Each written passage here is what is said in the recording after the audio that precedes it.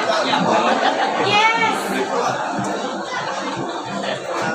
So, may hapon sa tatas. Before we start, pray tayo. So, let us pray. Let us bow our head and close our eyes. And feel the presence of the Lord. Lord, we thank you for this day and for this opportunity to learn. We pray for your guidance and wisdom as we study.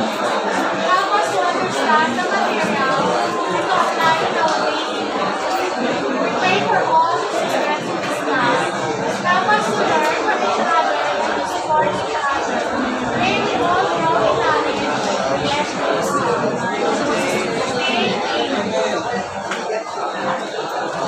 So, just a little introduction for those na hindi pa nakakilala sa akin. My name is Delia Jade Romero Macusi. But you can call me Jade. Jade lang, for short.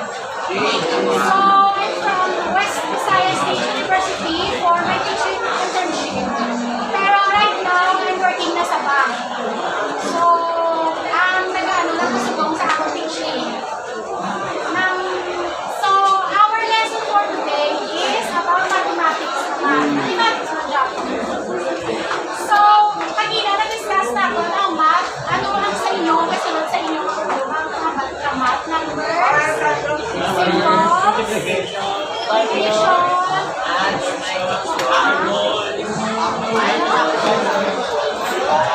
Angles naman, angle shape. values, very good.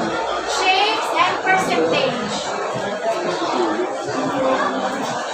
So, our lesson for today is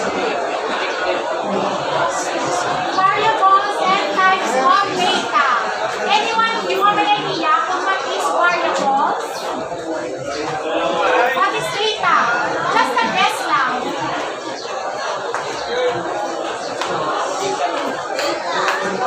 Right, ano lang? Sino lang ang guess? Ano? Signal na. Pero, so ano na subukan nato niya sabihan, variables and data, because ang idea sa variables and data. Wala kito yung ano, anong variables and data. So before we start our lesson proper, gawin na tayong activity. So, please count and simulan natin siya ang rules kung sa mga magiging sa likod. Strawberry, how many strawberries sa picture? Chinese. Bananas. Pears. And watermelon. So, what did we learn sa ating activity? List of ano ma'am?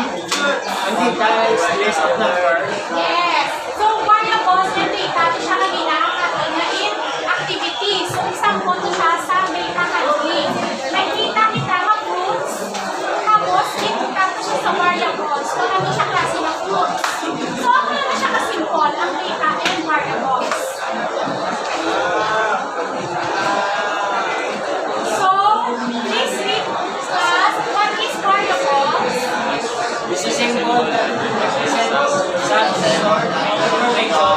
The name variable indicates that the information is by that variable is not a fixed value. Yes, so variable is a symbol that represents some sort of information. So, information ang word sa class. Kamulang na information na ang variables. So, the name variables indicate that the information represented by the variable is not fixed. So, first nakita ang shoes, hindi siya fixed. Isipon mo pa siya, wala siya kabilo. So, what or siya kahon? Isipon mo siya kahon. So, this is all the example of variables. The information gathered are called variables. So, sa tao, example of variables sa tao, gender, religion, age, ano pa? Ang mga example sa variables. Identity. Identity, height, ano pa? Age, ano pa mga example sa variables sa tao? Color of the hair, color of the eyes, address. So, amo na siya ang variable. Amo na siya information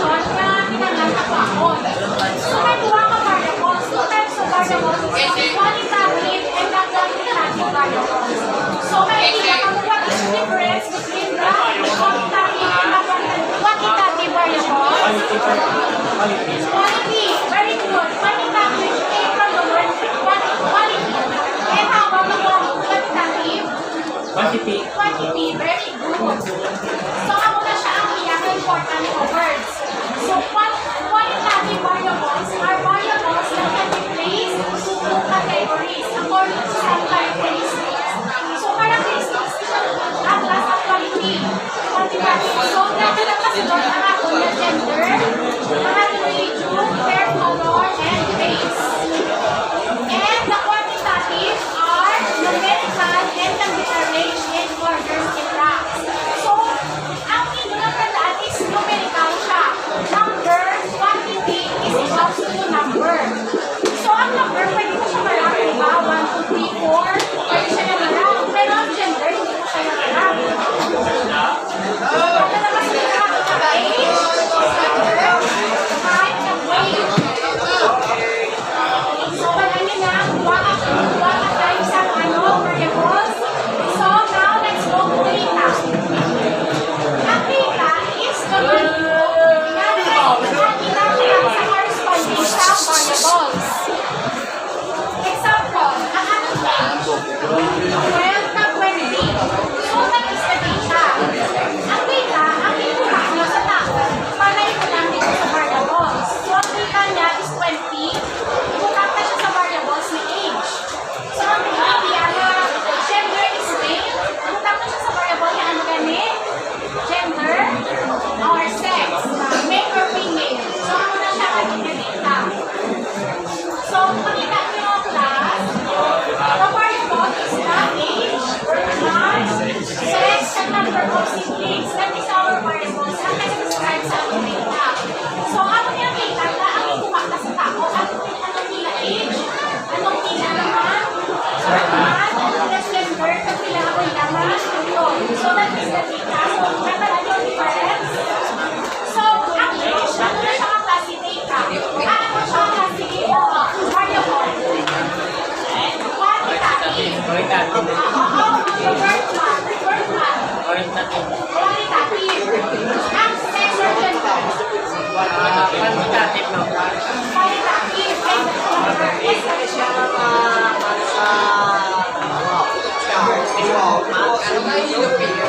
dapat quantitative is number siya.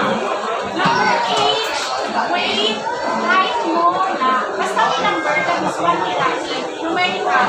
Pero pag hindi siya numerical, qualitative na ta. So, nag-describe siya sa quality. What is the color of your hair? Color brown. So, quality siya. So, the number of siblings. Quantitative kay may number siya. Very good. So, there are two types of data.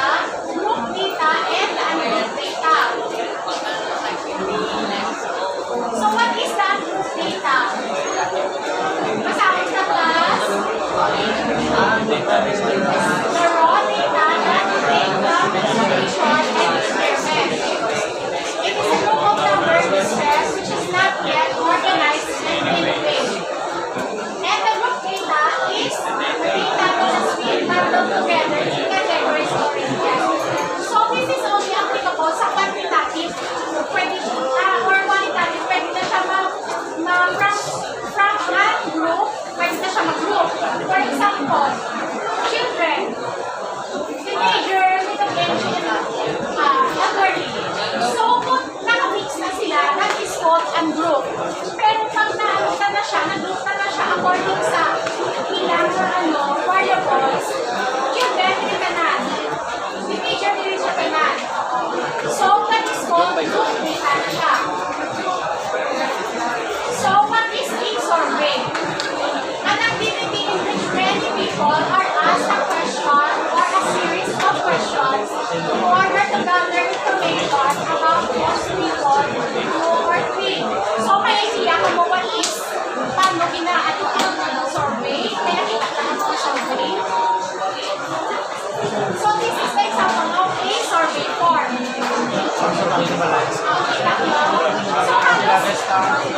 So, usually, para sa inyo, hindi na ginagamit ang survey. Oo, so, kung napagkanto ka mo sa mall, miss may ginahapag, may survey sa aton, di ba? Or kung may service na ginahapag sa aton, ginatagaan mo sa survey, man namin, wala namin na service. O, check-check, oo, check-check na na. So, tinatamang ko na, ano ang ilang ginahapag?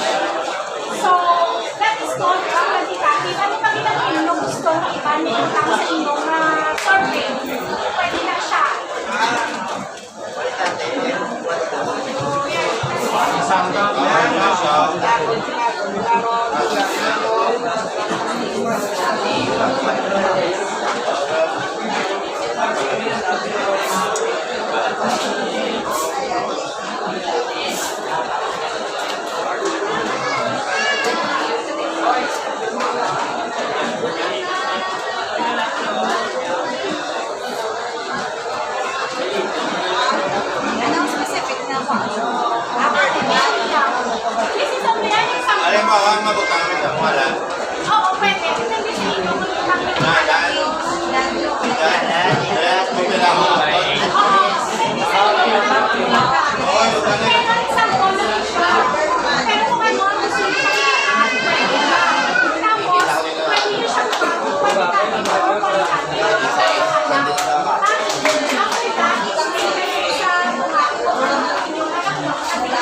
that, depende sa mga inyong anak mo, kanila. Depende sa inyo, pinag-iisip, paano yung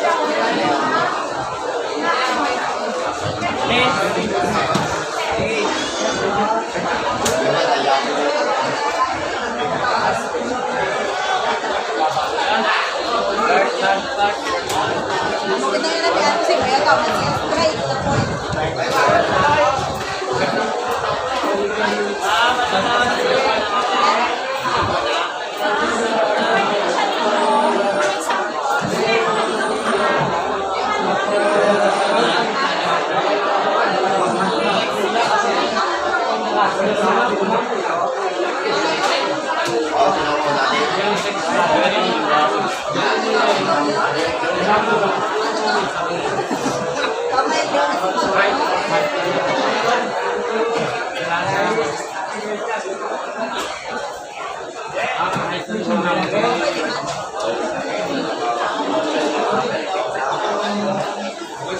Pwede man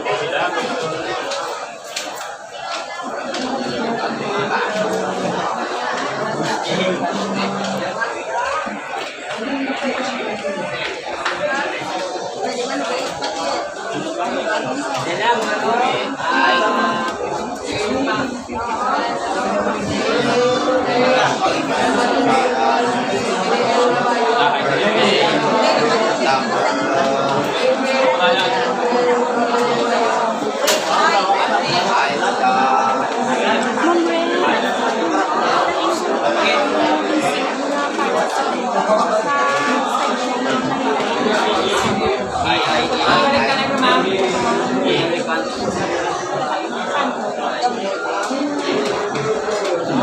May question ka mo, class? Ang balik na rin naman pala ng ito namin. Ayun na, sorry.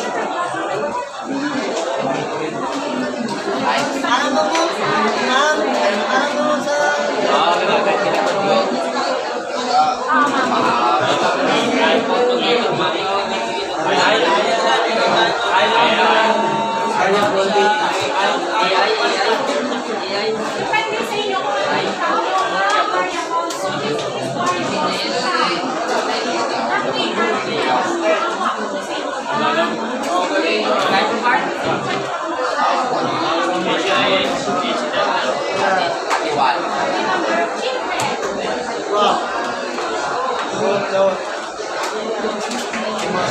So,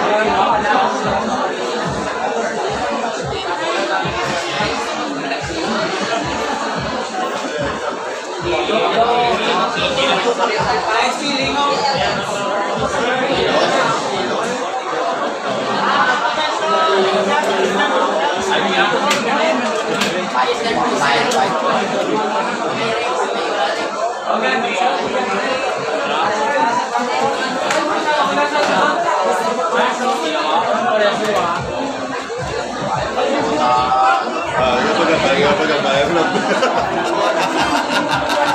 Alam na nakapagkabayang lang.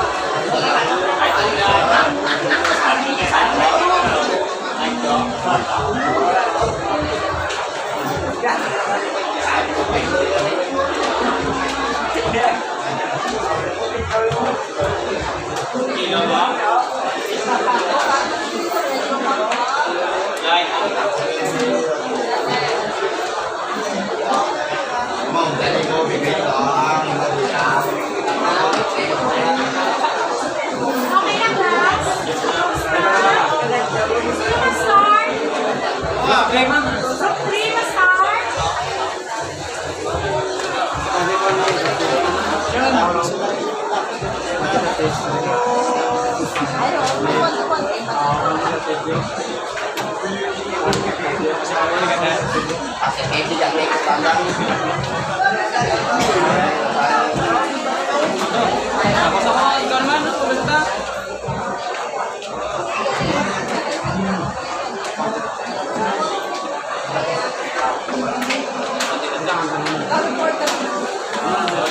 Okay na? Sige na, tapos. Sige, sino ma-start? Siyang no? O, sige, group 2. Ma-start ang group 2. They will show you the, ginubra nila. Yan ang dalawang, ay, kita naman. Okay. Mag-igop podcast. Sige, mamati kita sa group 2. Yeah, man. Good afternoon, classmate. One year you. Our SWA survey for 2025 election, the variables of number of voters by quantitative is 1,500. The names of barangays and First city voters, quantitative is San Isidro, and quantitative about number of households is 11. In number of quantitative, in number of voters is 1.5. In a barangay of San Isidro Aro, in a quantitative household is 10.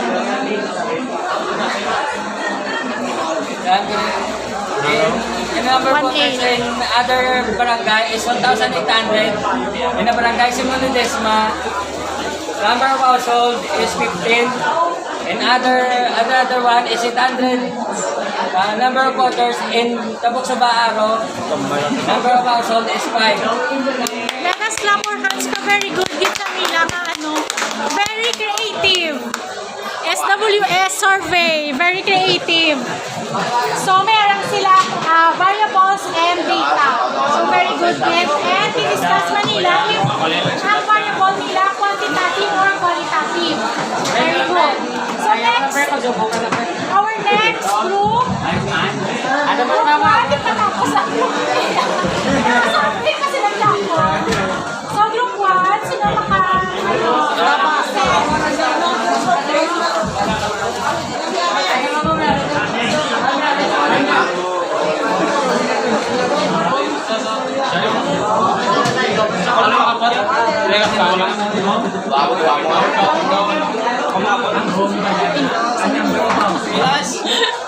Survey na kas.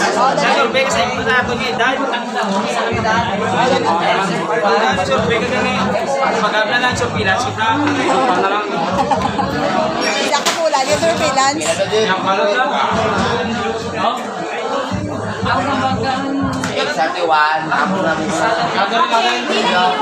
O, Kamas. Tindong na, Kamas. Pineda, report na diyo. Yan na. Dali, ana, Pineda. Oh, yang baru na, yang baru. Yang baru na. Yang baru na. Tama. Ay. Ay, wala kayo tangan. Nakinalot ka, no? Bakit natin ako dito? Explain nyo naman yun. Explain. Kapag ko na ako ng survey sa abot na group. Age, birth month, tag. Ako kanila ang survey ko ni ma'am sa tawag nga sa ilang edad, birthday, tag number, weight to the height,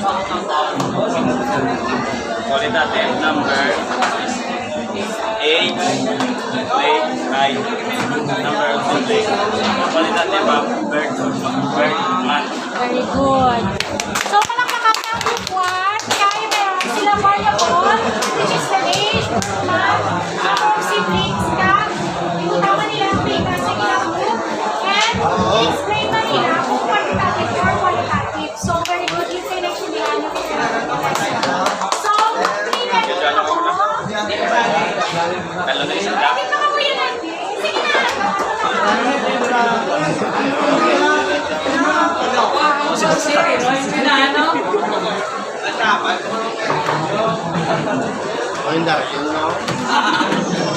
Case number. All the village.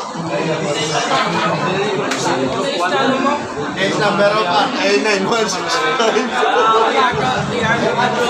Republic of the Philippines. Our service status of each one of us, individuals and country. We do have the variables as well. We do have the variables. We do have age, name, birth of month, sex, siblings, and the civil status of each one. And we categorize this by listing down the numbers on the age and identifying the month of birth, and as well the initials of gender, and the numbers of siblings, and the status of the current status of civil status of each one. And we categorize this by qualitative birth of month, sex, status, and the quantitative age number. Very good.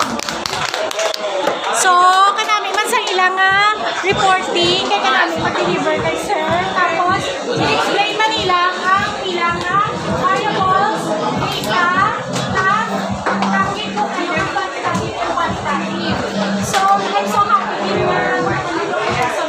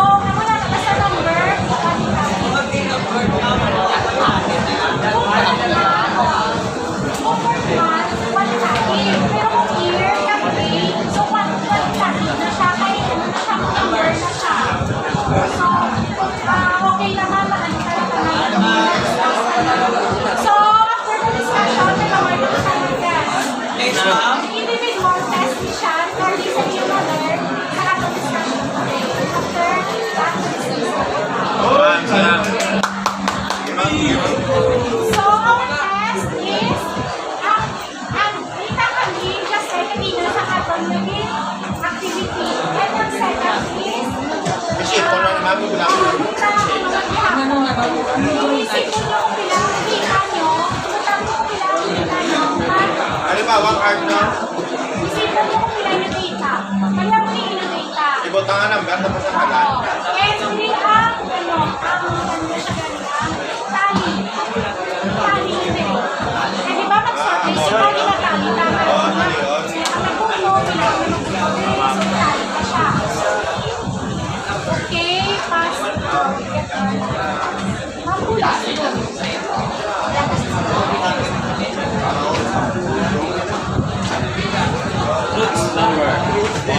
Namay ko na. Sige ko na. Sige ko na.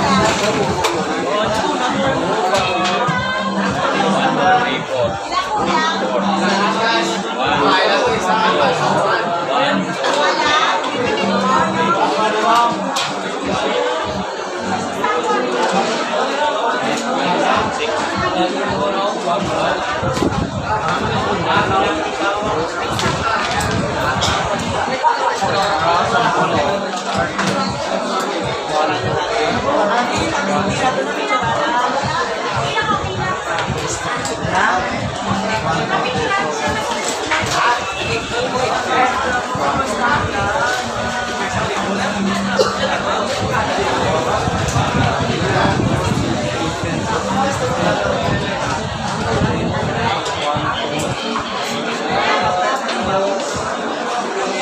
Sino pang malaki?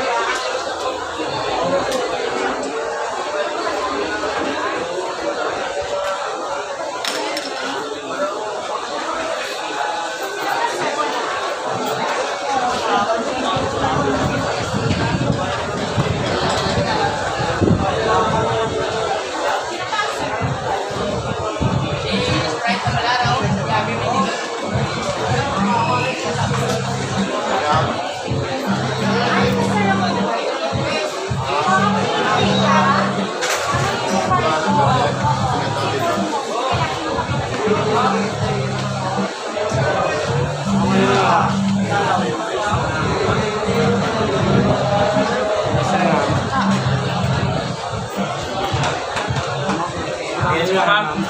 Gusto mo, ma'am? Dala pala di ka pa, dala pala di ako.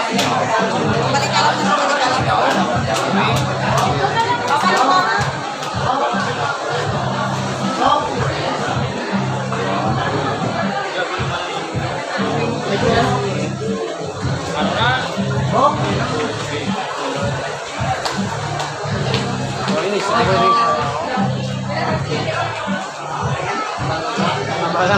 Okay na.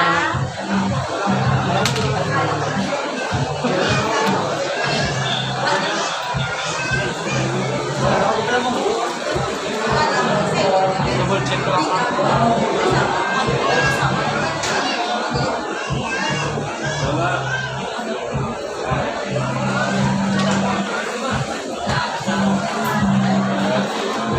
Sige, mami, kita.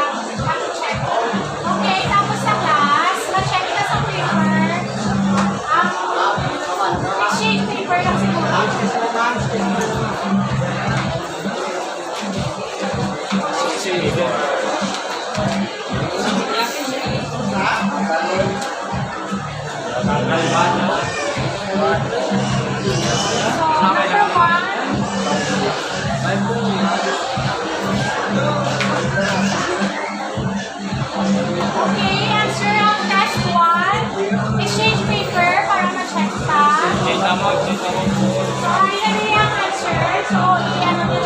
kanta, pila.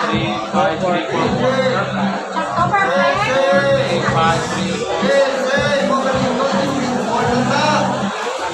Sa number 2. So, sa number 2, number 1 na question is, Kala mo kayo. okay na class, so sa test mo. Okay. Number 1, 13. Number 2, 8. Number 3, 16. Number 4, 12. Number 5, 6. Number 7, 15. Number 8, 4. So, wala kang perfect. Ah, very good. So, class, ang ating lesson, ang exam component ng ating test is very easy natin siya. Ano nila ang importance sa data? Pag humihin ng taon ng data, hindi siya yung tamang variable. So, kanina, kasi makakota ka mo, anong idea ng isang data ng variable? So, wala ko na sabat. Kahit kami na kami doon, wala tayong sabat. Pero subukan so happy na may nakalala mo. Yes, quantitative na learn ako sa katong yung lesson school. So, that's the simple. Simple, ano lang, sangkari. May ano lang po, may kamay na ano sangkari. Number 1, ano ang height is?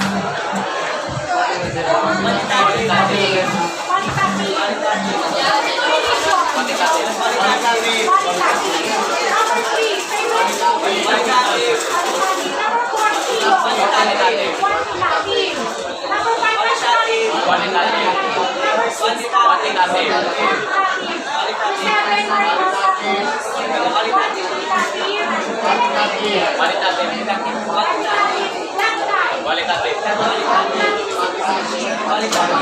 So very good. I'm so happy na may na-learn ka mo today.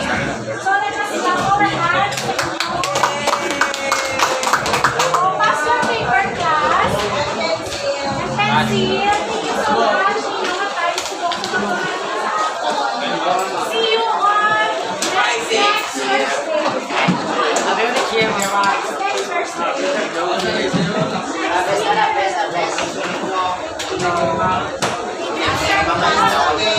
Thank you, Tata. Ito naman ako